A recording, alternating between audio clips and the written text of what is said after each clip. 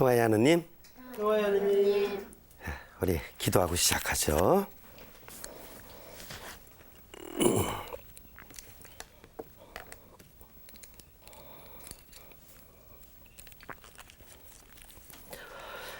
성부와 성자와 성령의 이름으로 논 하늘나라는 쥐불 놓인 논바닥에 비길 수 있다. 시커멓게 죽은 자리에서 씨앗이 싹튼다. 성부와 성자와 성령의 이름으로 아멘. 무슨 뜻 같아요? 요즘 도시에는 논을 보기가 어렵죠. 근데 아마 옛날 생각이 나실 거예요. 그죠? 옛날에 논바닥에 이렇게 그 쥐불 놓는 거, 아마 기억이 나실 거예요. 왜 논바닥에 왜 늦가을이 되면은 이렇게 쥐불을 놓는가? 추수 다 끝나고 난 다음에 왜 그러는 거예요? 그렇죠. 벌레라든가 병충해 이런 것을 갖다가 다 이제 죽이기 위해서 그러고 나면은 그 다음에 거기서 또 새로운 싹이 싹 트면서 이제 곡식이 자라나게 되죠. 그거와 마찬가지로 우리들의 영적인 삶에도 계속해서 쥐불을 놓아야 됩니다. 어떤 쥐불을 놓느냐? 정신적으로다가는 가끔 가다가 음악을 듣는다든가 또 명화를 감상한다든가 또 문학 서적을 읽는다든가 이렇게 되면은 정신적으로 여러 가지 복잡하고 또 여러 가지 고통스러웠던 이런 문제들을 잘 소화해낼 수가 있게 되고, 영적으로도 우리가 고해성사 보는 게 쥐불 놓는 거예요, 아니에요? 고해성사를 보고 나면은 지난 과거의 잘못들, 벌레와 병충해가 다 죽듯이 우리들의 잘못된 어떤 삶의 습성들 이런 것 같은 거 다 죽이고, 그러고 나서 고해성사 보고 난 이후에는 다시 새로운 삶으로 또 이렇게 성장해 나아가는, 또 미사참예 쥐불 놓는 거예요. 또 성서 읽기, 성서 쓰기, 모든 것이 다 우리 쥐불을 놔서 부족했던 점들 다 이렇게 죽이고, 그리고 새로운 삶의 차원으로 열어나가는 이런 작업이다, 이렇게 볼 수가 있을 것입니다. 한 8번째 줄, 어느 정도 하느님의 무한하신 자비와 정의의 깊이를, 그리고 모든 때 어떤 자리에서든지 은총과 우리의 영적인 여정이 요청된다는 것을 인식하고 있어야. 그래서 아드리안 방감수님은 우리가 어디에 있든지 간에 늘 하느님의 은총이 함께 있어야 된다는 것이에요. 그래야지만이 영성적 삶으로 잘 살아갈 수가 있지, 그렇지 않으면 우리 인간의 힘만으로 자아 실현을 이룬다든가 인간의 힘만으로 어떤 그 영적인 성숙에 이른다든가 이런 거는 불가능하다는 것이에요. 그거는 오히려 교만을 낳을 수가 있고 우리가 오만한 삶에 떨어질 수도 있게 되는 것이다. 그래서 늘 하느님의 은총이 기원적으로부터 아주 대단히 중요하다는 것을 강조하고 있습니다. 한 5번째 줄 내려와 보세요. 맨 처음 기원기의 타락은 방카함이 오만 형태 프라이드 폼이라고 일컫는 것의 출현으로 귀결되었다. 이것은 우리의 존재가 하느님의 모습대로 그분을 닮은 꼴로 지어졌다는 진리를 가려버린다. 이것은 우리의 토대를 이루는 생명 형태를 생명의 대립 형태, 그릇된 자아로 뒤덮어 버림으로써 그 생명 형태를 은폐시키는 것이다. 제가 예전에 도표로 설명할 때 말씀을 드린 바가 있습니다. 하느님께서 우리에게 토대를 이루는 생명 형태를 주셨다 그랬어요. 그런데 이 토대가 어떻게 됐습니까? 우리가 오만한 삶을 삶으로써, 즉 교만한 삶을 삶으로써 우리들 안에 이런 이제 그 오만의 때가, 욕심의 때가, 시기와 질투의 때가 이렇게 묻기 시작했고, 더 나아가서는 어떤 현상이 빚어지냐면은 이 때가 너무 많이 끼니까 우리들의 내면에, 그래서 제가 노아의 홍수를 비유로 해서 말씀드린 바가 있죠. 세상이 무법천지가 되었다. 사람들의 속마음이 썩을 대로 썩었다. 이것은 바로 우리들의 속이 프라이드, 즉 교만, 오만, 욕심, 시기, 질투, 자신만이 잘되고자 하는 출세와 성공주의, 어떤 이런 것으로다가 우리들의 내면이 뒤덮여 있다는 것을 뜻해요. 이해가 되십니까? 네. 이거를 여기서는 용어상 좀 어려운 용어를 썼는데 생명의 대립 형태다 이렇게 썼습니다. 우리가 교만하고 오만한 삶을 살게 되면은 생명을 창조하고 생명을 성화시키는 이런 삶이 아니라 생명의 대립 형태, 생명을 파괴하고 생명을 찌그러뜨리고 일그러뜨리는 이런 삶을 살게 되는 거라 이겁니다. 우리 지난 일생을 살아오는 동안에 이웃에게 상처를 준 적도 있고 상처를 받은 적도 있을 것이에요. 그때 우리들의 눈매가 어땠습니까? 상처를 받았을 적에 우리 눈매가 어때요? 눈이 좀 찡그러지죠. 이쁜 모습이어야 되는데 찡그러집니다. 그리고 입 모양은 어때요? 입 모양도 조금 찌그러지면서 언성이 높아지면서 좀 격한 이런 반응을 보이게 되죠. 얼굴 모습 자체도 그렇죠? 이거를 생명의 대립 형태다. 영어로다가 영어는 뭐 이렇게 듣고 나서 잊어버리시라 그랬죠? 카운터는 세다라는 것입니다. 1, 2, 3, 4 쉬는 거죠. 카운터, 피트, 카운터 피트 폼이라고 하는데 피트는 뭐냐면은 거짓의, 허위의 이런 뜻이에요. 그러니까 거짓된 계산을 하는 거예요. 그러니까 허위의 계산을 하는 거예요. 잘못된 계산을 하는 것입니다. 그것을 바로 생명의 대립 형태. 그러니까 자신의 생명도 그렇고 남의 생명도 그렇고 잘 성화시키는 쪽으로 살아가야 되는데 이 우리 안에 교만기가 들어오게 되면은 오히려 생명을 일그러뜨리는, 생명을 파괴하는 이런 삶을 살게 되는 것입니다.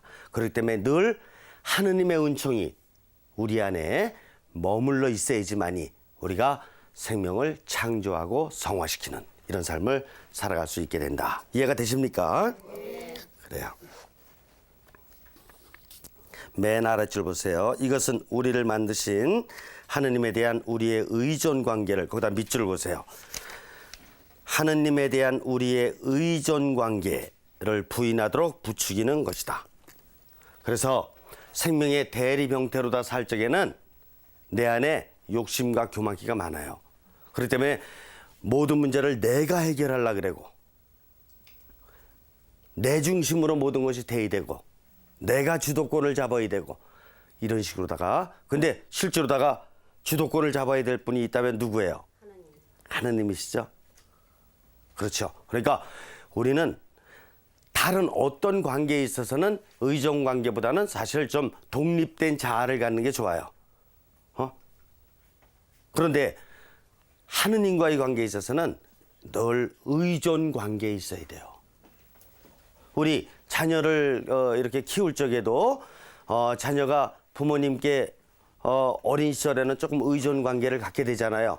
근데 자녀가 성장하면서 어떻게 됩니까? 부모님한테만 계속 의존하고 있으면 꼭 마마보이 같이 이러면 돼야 안 돼요? 안 되죠. 독립성을 가지고 나름대로 자아를 자신이 이렇게 의지적으로 잘 성장시켜 나가는 삶을 살아가야 되는 거죠. 제자가 선생님한테만 계속 의존 관계에 있으면 안 되죠.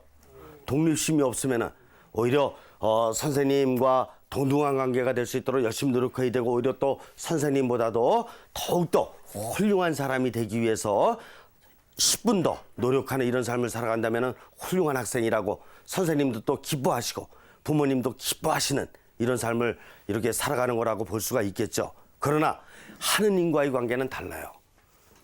하느님께는 늘 우리가 의존 관계에 있어야 됩니다. 하느님은 완전하신 분이고 우리는 늘 불완전한 존재로서 있기 때문에 그렇습니다.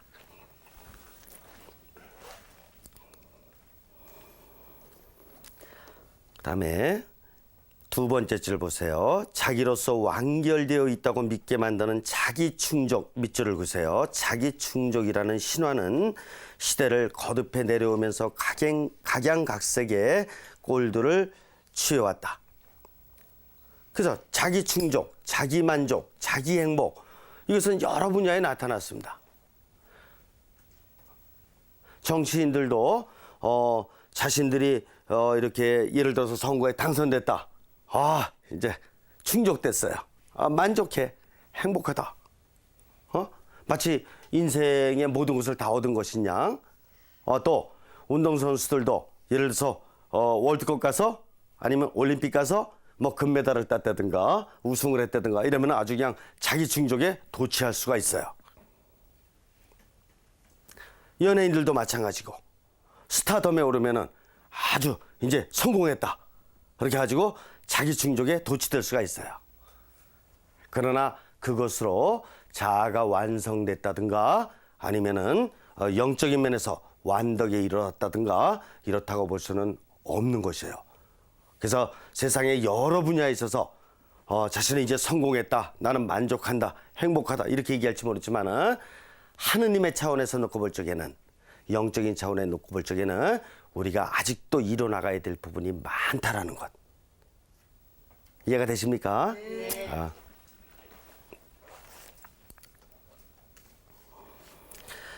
우리가 사는 이 시대에 있어서의 경우 오만 형태는 우리로 하여금 실제로 성취한 것들에 입각해서 우리 자신들을 규정하도록 몰아붙이고 있다. 우리는 그릇되게도 우리의 신적인 원천에 토대를 두고 있는 어떤 존엄이 아니라 지위나 성공이 우리의 진정한 가치를 입증해 준다고 믿고 있는 것이다. 그래서 지위나 성공이 마치 최고의 목표인 양 생각한다는 것은 착각이고 오만한 모습이다. 우리 예를 들어서 학생들인 경우에는 내가 원하는 인류 대학교라는 데 딱 들어간다. 그러면은 성공한 거죠, 물론. 성공한 건데 완성된 것입니까? 아니요. 그렇지가 않은 것이죠. 자기가 원하는 어떤 그 배우자와 이제 결혼을 했어요. 그래서 결혼을 했으면은 이제 영원히 행복할 수 있는 것이에요? 아니요. 그렇지가 않죠. 살아보면 알죠. 저는 안 살아봐서 잘 모르겠는데 살아보면은 자기가 그렇게 원했던 배우자라고 하더라도 얼마 가지 않아서 우리는 서로 간에 얼마나 부족한지를 느끼지 않을 수밖에 없고 우리는 얼마든지 협력해서 다시 노력해야 된다는 것을 깨닫게 되는 것이죠.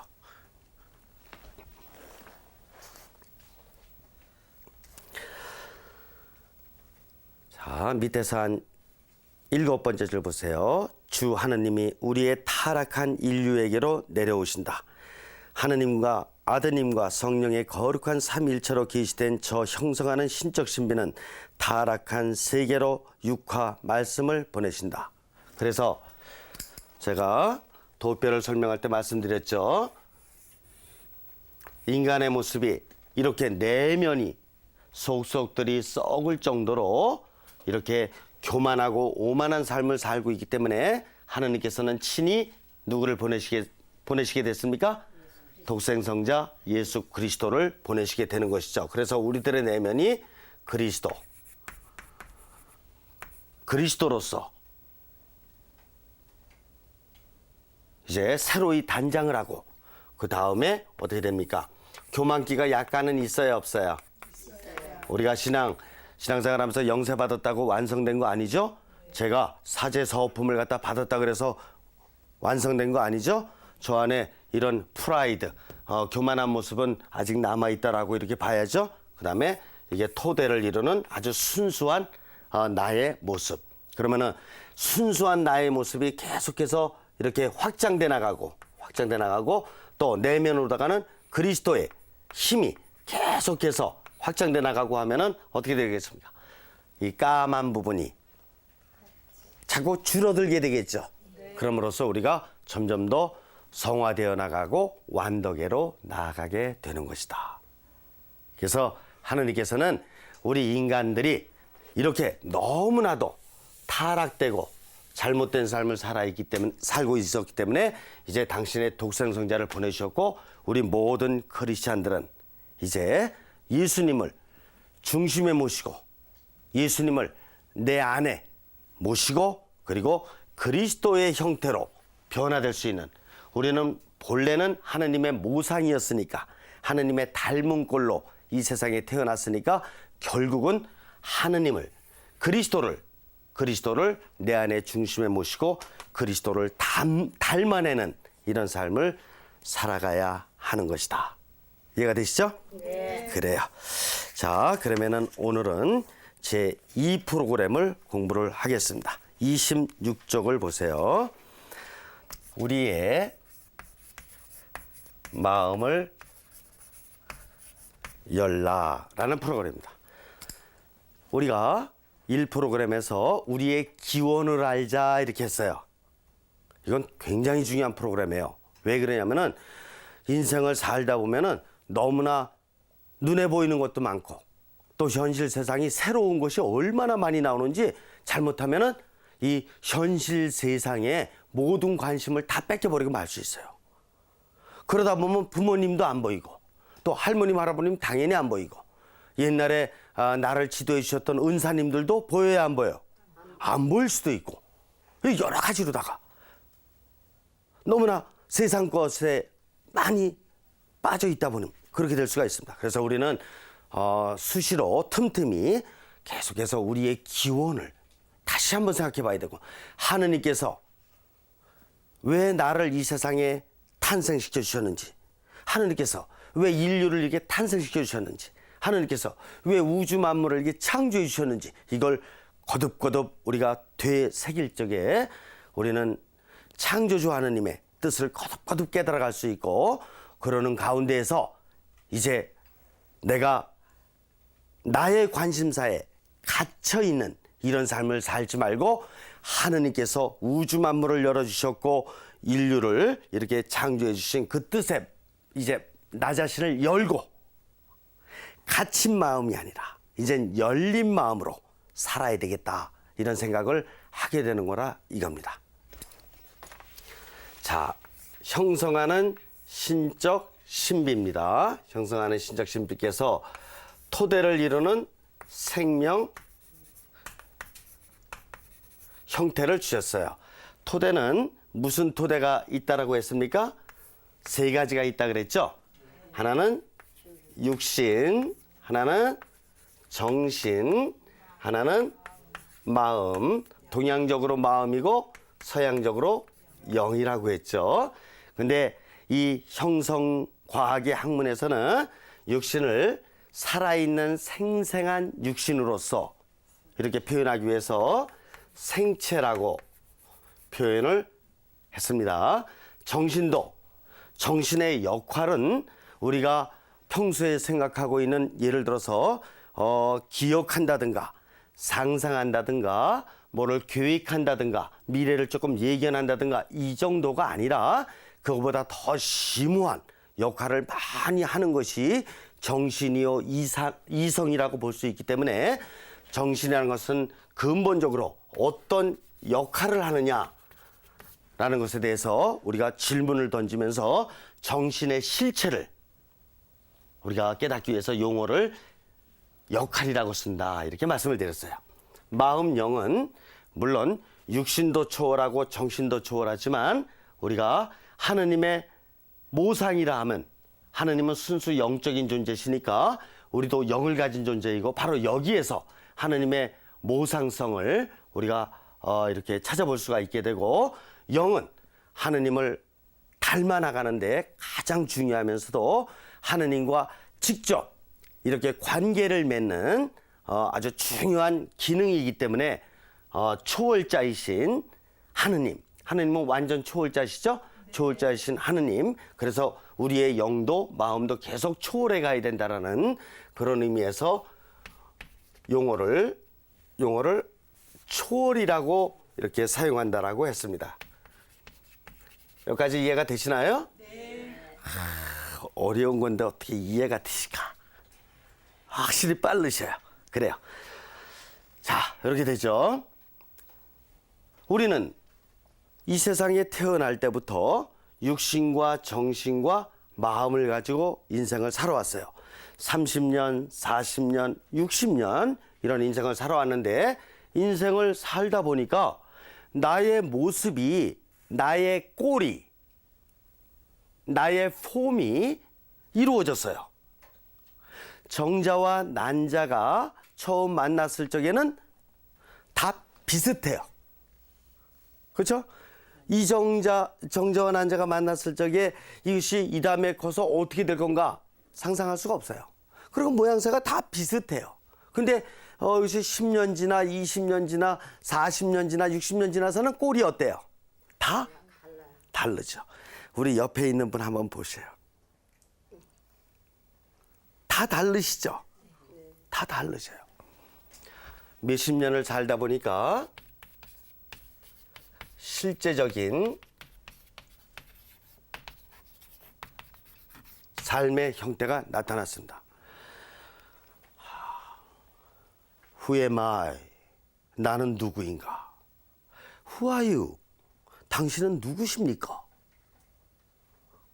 그러면은 저는 누구예요? 저를 어떻게 설명할 수 있을까? 눈에 보이는 대로 조금은 설명할 수 있죠.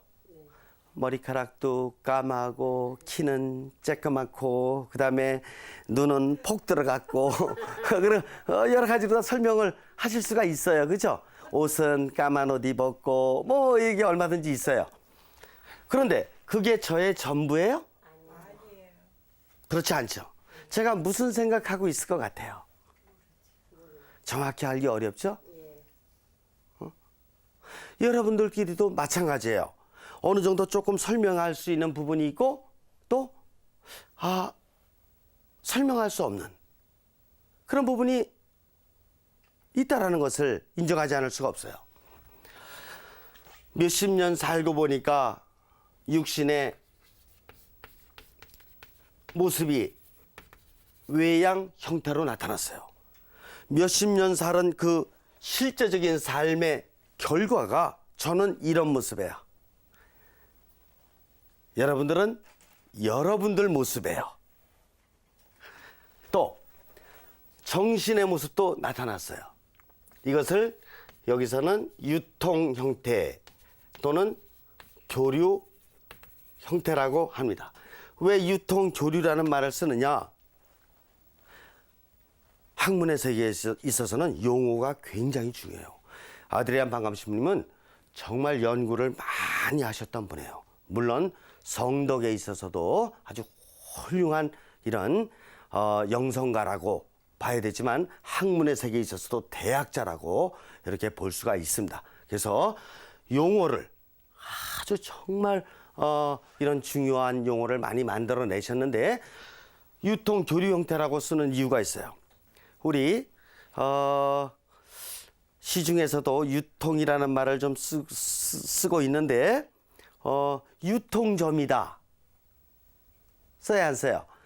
유통점. 그래가지고 뭐 여러 물건들 그거 다 이렇게 받아다가 또 이제 분배해주고 이런 역할을 하잖아요. 그리고 지금 그 돈을 뭐라 그랬냐 하면은 커런트만이라 그래요. 커런트만이. 그러니까 유통되고 있는 돈이다 이런 뜻이에요. 그렇죠. 지금 우리 사용하고 있잖아요. 돈이 뭐 슈퍼마켓에서만 사용하는 것이 아니라 우리 호주머니에도 있고 또 은행에도 있고 또 학교에도 있고 막 돈이 막 유통되고 있잖아요. 우리들의 정신은 바로 그런 기능을 가졌다 이겁니다. 막 유통되고 있어요. 지금 현재 우리는 여기 그 스튜디오에 있어요. 그런데 우리들의 정신만큼은 다른 데 가서 있을 수 있슈 없슈? 있을 거예요.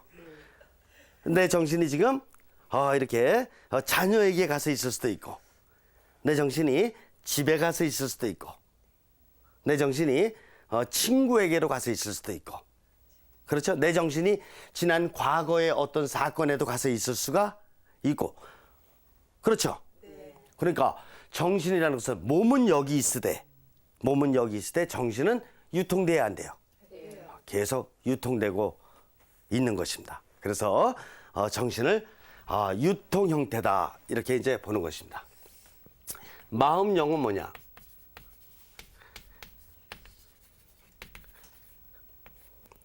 핵심 형태다 이렇게 얘기하고 있는데 왜 그러냐면은 마음, 영이라는 것은 정신과 같이 그렇게 왔다 갔다 하고 그러는 게 아니라 우리 이 세상에 태어나면서부터 오늘에 이르기까지 몇십 년 살아오면서 내 마음 깊은 곳에 이렇게 다 그 자리 잡고 있는 성향이라는 것이 있어요. 그래서 어떤 때 기쁠 적에는 막 이렇게 기뻐서 막 춤도 추고 놀고, 또 슬플 적에는 막 울기도 하고 막 이렇게 하고 이렇지만은 우리들의 마음속 깊은 곳에 자리 잡고 있는 그 성향만큼은 언제 어느 때나 거의 비슷하게 유지하고 있는 성향이라는 게 있어요. 그래서 그건 핵심적인 부분이기 때문에 잘 안 변해.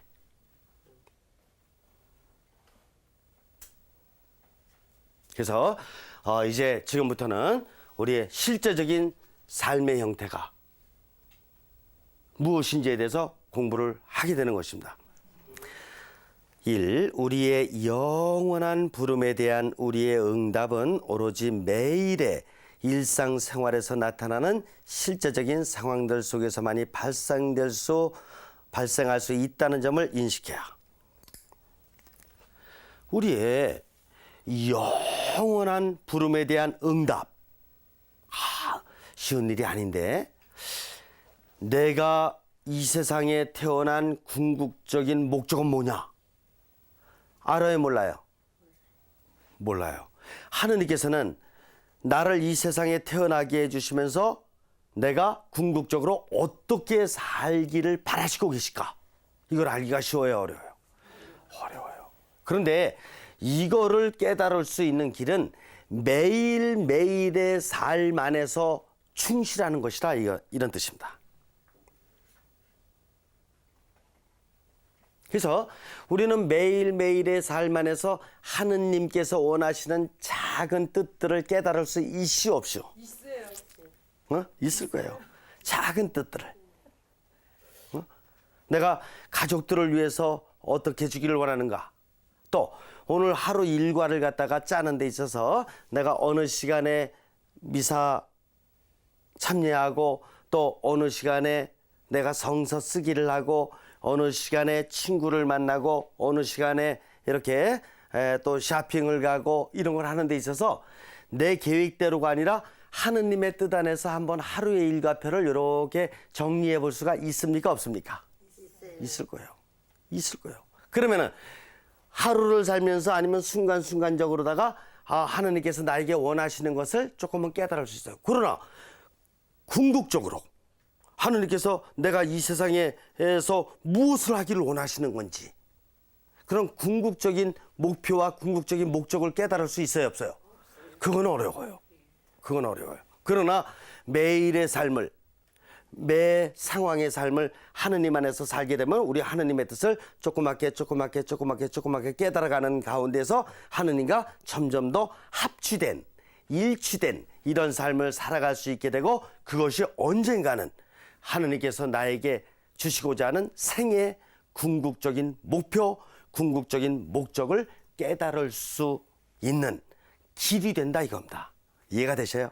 그래서 영원한 부름에 대한 응답을 우리는 매일매일의 삶살이 안에서 하느님과 일치된 가운데 하느님의 하느님께서 주시는 깨달음을 얻는 가운데 생활할 때 우리가 영원한 부름에 대한 응답을 할 수 있는 날이 언젠가는 오게 된다 이겁니다.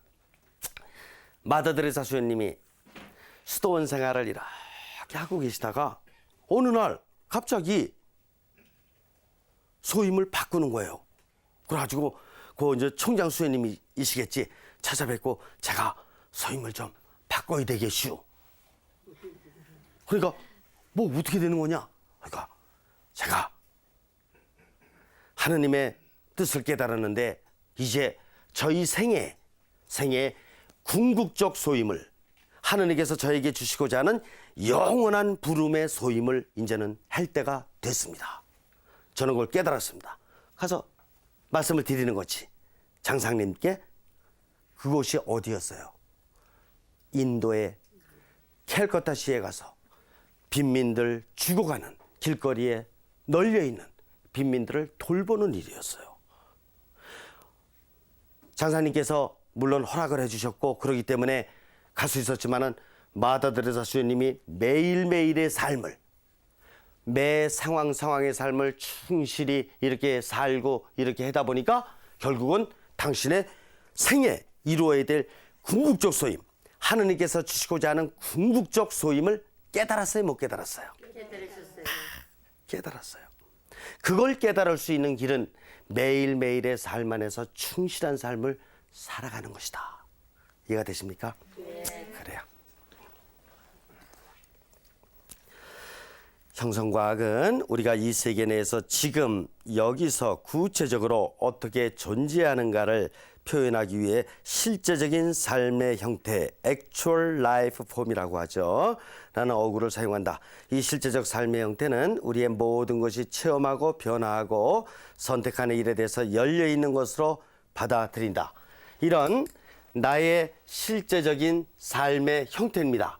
나는 육신과 정신과 마음을 가지고 살았는데 외적인 모습은 이렇게 나타났고 정신적으로다가는 지금 나의 정신을 보면 됩니다. 지금 이런 상태예요. 영적으로다가 또 이런 상태를 갖다 지금 내가 가지고 있어요. 근데 이 나의 세 가지 형태는 고정돼 있습니까? 아니죠. 내일 바뀔 수 있죠.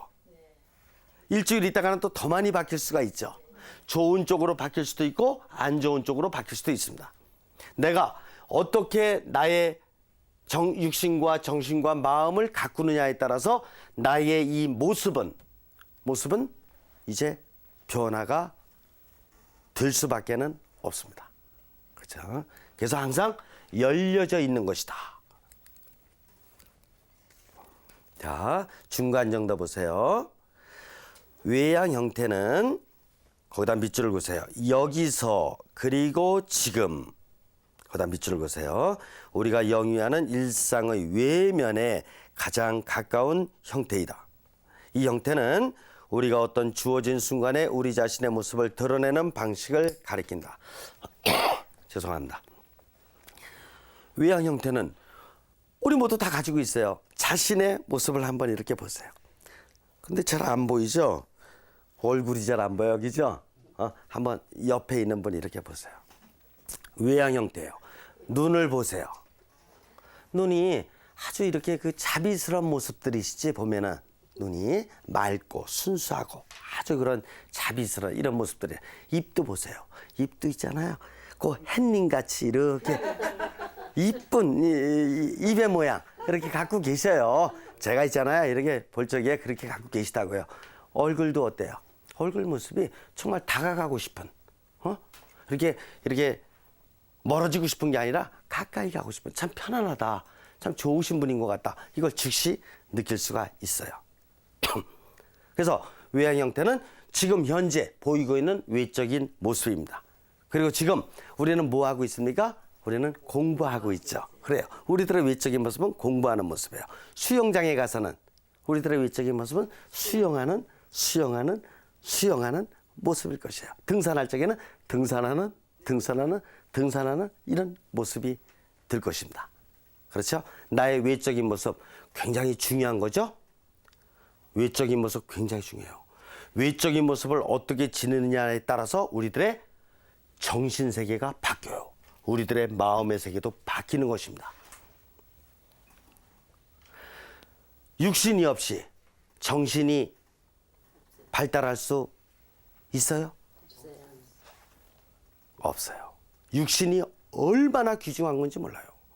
육신이 없으면 우리는 아무것도 받아들이지를 못해요. 육신이 없으면 죽은 인간이 뭘 받아들이냐고요. 우리는 보고 듣고 느끼고 이렇게 다니면서 많은 것을 경험해야지만 우리들의 내면에 뭔가 들어오게 되고 그 다음에 정신세계가 움직일 수 있게 되는 것이에요. 육신이 얼마나 중요한 것이지. 그러니까 나의 외양 형태를 잘 갖고 해야 되는 것입니다.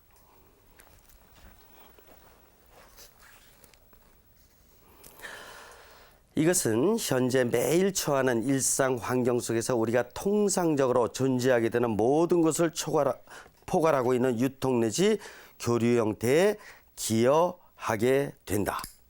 그래서 내가 외적인 모습을 잘 갖추고 있으면은 나의 정신 세계에 큰 도움을 준다 이겁니다. 예를 들어서 미사 참여할 적에도 미사 참여하는데 예를 들어서 반바지에 그리고 그냥 그 집에서 막 일하는 옷 이거 입던 거 이거 가지고 아무 생각 없이 퍽 해서 미사 참여를 한다. 어떨 것 같아요? 집중력이. 그거 하고 내가 뭐 좋은 옷 입으라는 게 아니라 아주 정말 깨끗하고 그리고 아주 이렇게 높으신 하느님을 뵈러 간다라는 의미에서 정말 아주 신경을 조금 더 써가지고 이렇게 외적으로 다 단장을 하고 가서 미사 참여를 한다. 어떨 것 같아요? 다를 거예요. 그리고 이 청바지라든가 뭐 반바지 입고 그러면 아무데나 막 터벅터벅 주저앉잖아. 그렇죠? 한복 입고 그렇게 할 수 있어요? 정장하고 그렇게 할 수 있어요? 그렇게 하지 못하죠. 외적인 모습을 어떻게 내가 가꾸고 있느냐에 따라서 우리들의 정신적인 차원도 상당히 많이 영향을 받게 되는 것입니다. 밑에서 네 번째 줄 핵심 형태 혹은 중심이라는 표현은 우리가 실제로 존재하는 그 존재에 있어서 가장 그다음 밑줄을 보세요. 가장 지속적이고 비교적 항속적인 측면들을 포착하여 나타내준다. 이것은 우리의 경험적 삶의 통합적인 중심이다. 이렇게 돼요. 그러니까 이 핵심 형태는 마음이라는 것은 그렇게 정신이 금방 집에 갔다가 수영장 갔다가 교실에 왔다가 친구 만났다가 자녀에게 갔다가 정신이 막 이렇게 왔다 갔다 하듯이 그런 게 아니고 마음은 태어나면서부터 지금까지 이렇게 경험했던 모든 것의 통합적인 중심이면서 변화되지 않는, 잘 변화되지 않는, 쉽게 변화되지 않는 바로 그런 성향을 지닌 것이 마음이다. 이렇게 보는 것입니다. 제가 비유로 한 가지 말씀드릴게요. 남성들은 너무 쉽게 이해되는 것인데 군대를 가면은 훈련소에서 훈련을 받다가 갑자기 거기 소대장이 이제 누군지 뭐 이렇게 한대요. 각자 자기 고향을 향해서 서라. 그러면 뭐 동서남북으로 막 그냥 쓰는 거지 이제 자기 고향 쪽을 향해서. 그러면서 부모님의 은혜를 노래를 부르는 거예요. 그럼 이제 나름대로 어떨 것 같아요? 느낌이 있어요. 제가 군대를 가기 전이었는데 무슨 기억이 있냐면은 형이 먼저 군대를 갔다 왔지. 그러고 나서 군대 갔다 오고 난 다음에 뭐 생일날 이렇게 돼가지고 집에 이렇게 모여서 파티를 하잖아요. 파티를 하는데 그때 이제 부모님을 모셔오더라고. 그러더니 여기다가 꽃사지 하나 딱 달아드리더니 어머님의 은혜, 어머님의 마음이 담긴 은혜에 대해서 노래를 부르는 거예요. 그때 다 같이 그렇게 울더라고. 그 노래 부르면서 울고 어머님은 또 어머니 노래 들으면서 우시고 저도 옆에 있는데 저 아직 군대도 안 갔다 왔는데도 마음이 이건 정신으로 다 생각하는 게 아니에요. 뭐 하나 뭐 느껴지는 것도 없어. 생각도 없고 왜 저래나 이런 생각도 없고. 근데 그냥 물쿨물쿨 하면서 뭔가 나 실제 괴로움 다 잊으시고 기르실 제 밤낮으로 애쓰는 마음 진 자리 마른 자리 가라니시고 손발이 다 닳도록 고생하셨네. 하늘 아래 그 무엇이 높다 하리요. 어머님의 마음은 가히 없어라. 있잖아요. 어머님의 그 마음을 깨달은 거예요. 그래서 군대 가면 철든다고 하죠. 여성들은 시집 가면 철든다 그러죠. 뭐예요? 마음을 알아들었어요. 핵심 형태를 알아들었습니다. 그 전에 어린 시절에는 어떻게 됐어요? 육신 중심이에요. 태어나면서부터는 뭐 이게 장난감인지 이게 약인지도 모르고 막 입에다 넣는 이런 감각적인 생활부터 시작을 합니다. 육신적으로. 시계 다 부서지는 것도 모르고 그냥 다 두드려 부시고 막 이렇게 합니다. 감각적으로. 그러다가 어느 정도 5살, 6살 또 이렇게 초등학생, 중학생 이렇게 가면서 정신적인 능력이 생기기 시작해요. 그래서 정신적으로 또 생활을 해요. 그러다가 철든다라는 뜻이 뭐냐 하면은 마음을 알아들었어요. 1차적으로 어머님의 마음, 부모님의 마음을 알아듣는 것입니다. 그때부터 정신을 뛰어넘는 뭐 여러 가지 생각해서 그러는 게 아니라 그냥 나 자신이 끌려가는 이해가 되십니까? 마음을 바로 이런 마음을 깨닫게 되는 것이다. 그래서 우리 성인이다 그런다 그러면 인격자라 그런다 그러면 바로 마음의 차원으로 사는 사람들인데 마음은 그렇게 변화되는 게 아니에요. 부모님의 마음에 대해서 어떤 때는 막 휙 좋아했다가 어떤 때 싫어했다가 그리워? 안 그리워. 서로 부모님이 조금은 일상을 살아오면서 어려움이 좀 많으셨던 부모님이다 보니까 좀 아버님이 술도 좀 많이 드시고 어떤 때 잔소리도 좀 많이 하시고 이러신 분이라고 하더라도 이 자녀가 철이 들면 부모님이 왜 그러셨는지 그러면서도 부모님이 얼마나 마음으로다가 날 사랑해 주셨는지 육신적으로나 정신적으로다가는 그냥 술도 드시고 정신적으로다가 막 그냥 듣기 싫은 말이야 이렇게 짜증도 내시고 또 잔소리도 많이 하시고 이러셨을지 모르지만 부모님의 마음은 진짜로 나에 대해서 얼마나 큰 사랑을 지니셨는지를 자녀가 깨닫습니까? 안 깨닫습니까?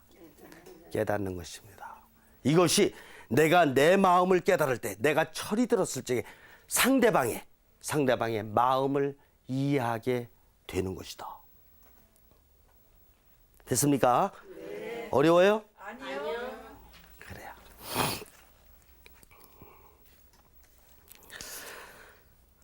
맨 아랫줄 보세요. 그리고 이것은 뭐냐? 핵심 형태, 즉 마음입니다. 마음은 우리가 하느님을 만나고 하느님이 우리를 만나는 그곳이다. 야, 굉장히 중요합니다. 그럼 밑줄 그으세요. 바로 이 마음, 영, 핵심 형태.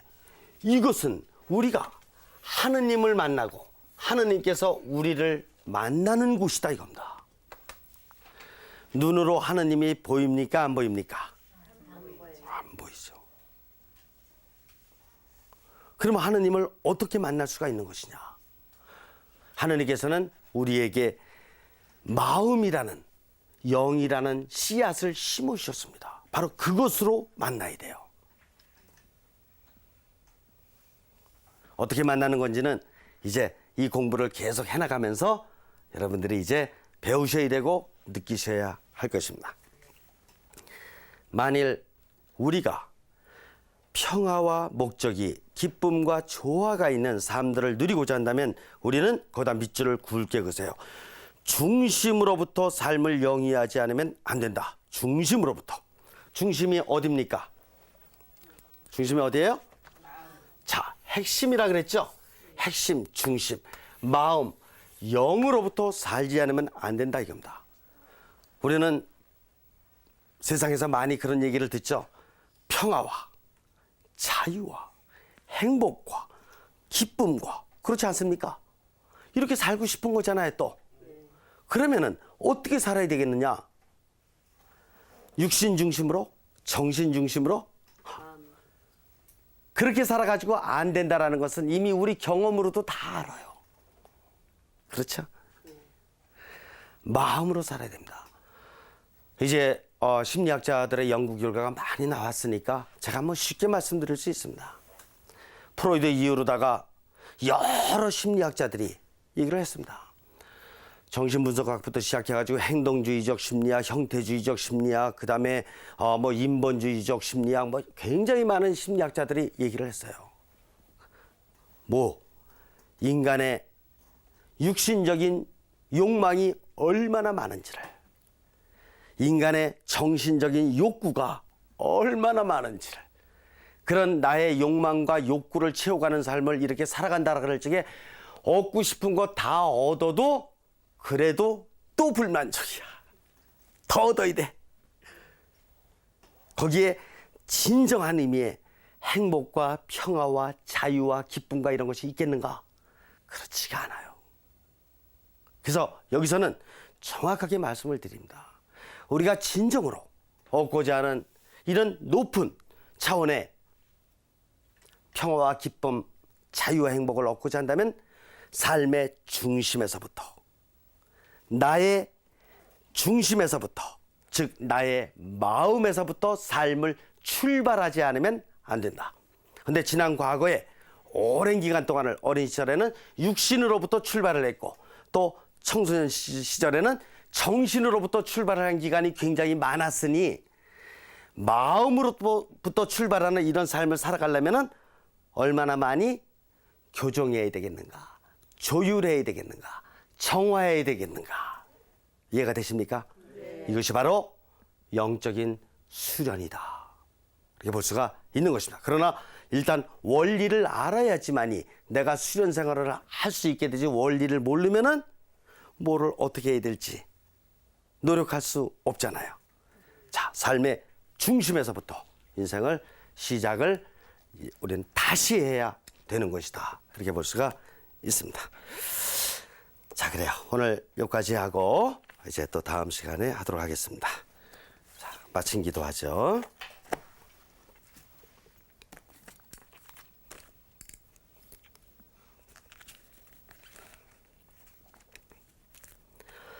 성부와 성자와 성령의 이름으로 아멘.